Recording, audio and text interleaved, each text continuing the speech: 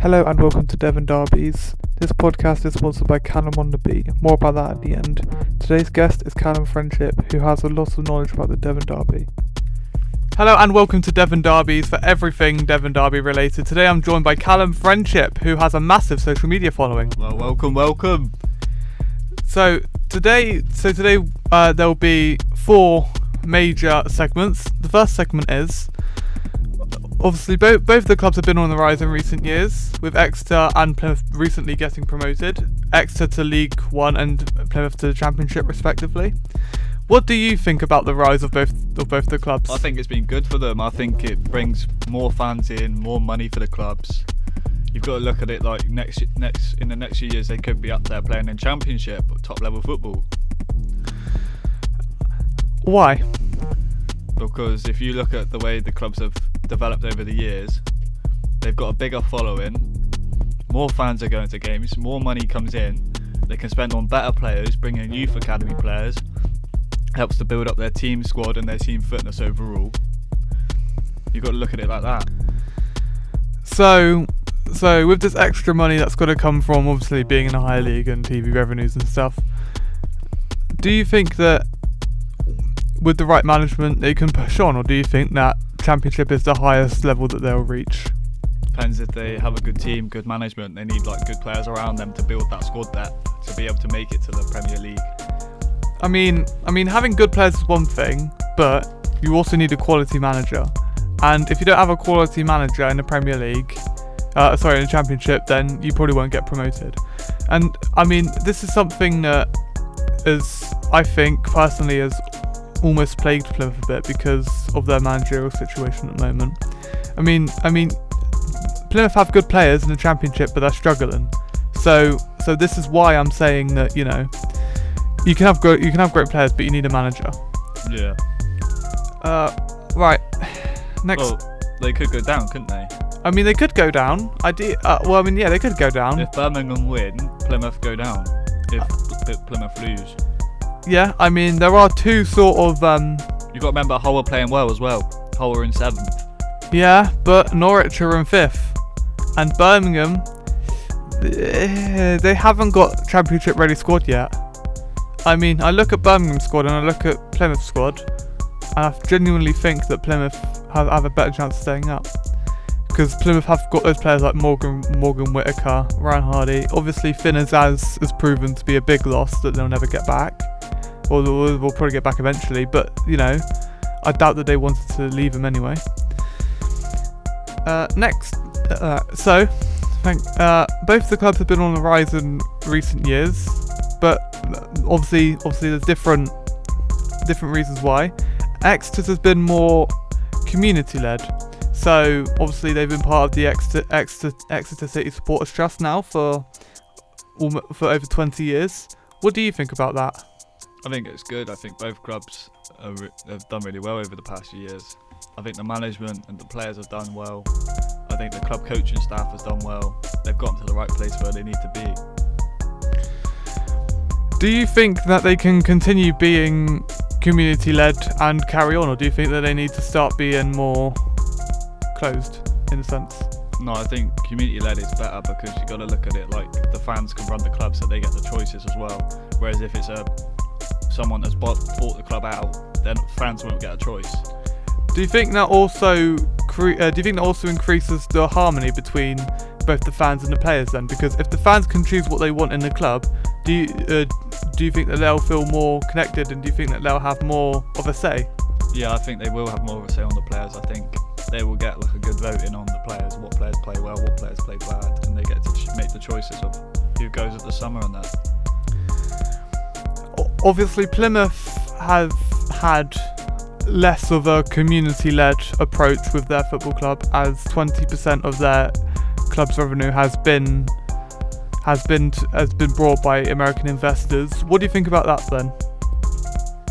I think it's kind of a good move in a way because they'll bring money in, and it always helps them benefit bringing youth squad players into the squad and buying youth players so they can build up their potential. Because if you look at the squads now, players are getting older. You're going to want some youth players in there to build up the squad depth. So So with the American investment, you're going to get more money, but you also fear that you're going to lose that fan engagement that you have with City. What do you have to say about that? Well, yeah, obviously the fans would come first in this sort of situation. You want the fans to be happy about the whole thing, not go off on a deep one and cry about it. So do you think that? So which approach do you think is best then? Having it being community led but less money, or have it more sort of closed and the big boss is dealing with it, but you get more money, but the fans feel less involved with the club? I think community led is better, because if you look at Exeter City and what they've done around the whole place of Exeter, they've put on a lot of events and stuff for charity and raised a lot of money. So you got to look at it. They are like trying to help out the community as well, instead of being involved fully into the football. I'm going to say something which is going to back your point here, which you will like. Exeter have played great football in League One this year. Obviously, they did have quite a long spell where they were a little bit shaky, but they have beaten Plymouth on quite a few occasions, even when they have been brought out by the American investors. So money doesn't always prevail in this league.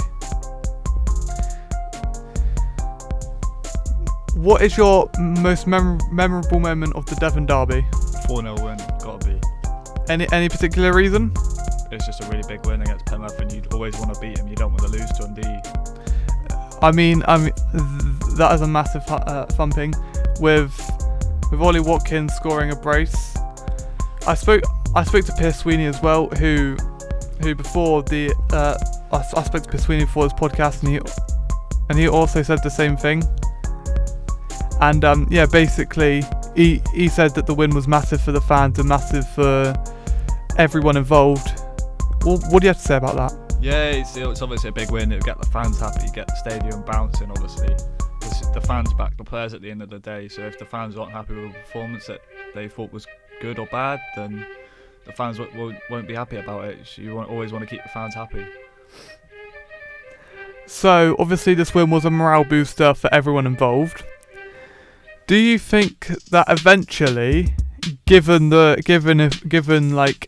if Exeter and Plymouth stay in Championship or stay in League One for if they're both in the league for quite a while, do you think that over the next few years that they'll cook up quite a big contest? Because Exeter and Plymouth are both on the rise. They'll both get more money. They'll both bring in great players. So do you think that the Devon Derby is in a better place than ever? Yeah, I think it is. I think both sets of teams have really done well over the past years, and I think the money coming into the clubs has also benefited them. It means that they can go out and spend money on players that they need, or say coaching staff as well. I know Plymouth's situation is a bit shocking at the minute. They need to sort themselves out with the money in the club and all that, so they can bring in a better manager who can actually do the job instead of losing week in and week out. I mean, obviously it's harder in the Championship, and you got better opposition. You got opposition that should be Prem teams, are Prem teams in the case of Leicester. So it's always going to be difficult when you face those sort of teams. It's quite a big difference. It's quite different to League One. The fans then. So obviously the fans can make quite a big difference in these matches. How do you think the fans are in the Devon Derby? Oh, they're brilliant. The atmosphere, they get behind the players, support them really well, support the coaching staff, support the coaching managers on that day. They really do back their club there. So the game is classified as a C category, which means that there are more stewards there. Do you see a reason why? Yeah, because it can get violent sometimes. There's past stories of people getting violent and it's all kicked off. So yeah, that's a good reason to have more stewards there. Just going back on your point about how the fans can make a difference, I spoke to Pierce Sweeney and he said, he said the fans can make a big difference. Obviously, Devon Derbies are massive compared to normal game weeks because, Devon is on the line here. If you win, you get bragging rights. If you lose, you get bragged on. And it's just a massive contest. So obviously the fan support is very much needed. Do you think that the Devon Derby will be the same without the fans? No, I think the fans do make a difference. Do you think that the fans will... sorry, no. Do you think that the fans ultimately light up the stadium then? Yeah, I think it's because when they get behind the players, it boosts the players' confidence behind the game. So you got to look at it. The fans do actually help the players get more involved into a game. Right, that is all that we have time for. Thank you very much, Callum Friendship, for coming on welcome. my podcast. And yeah, make sure you follow next time for more. Sponsored by Callum on the beat. For all your music needs, go to Callum in South Street Studios, Exeter, up the city.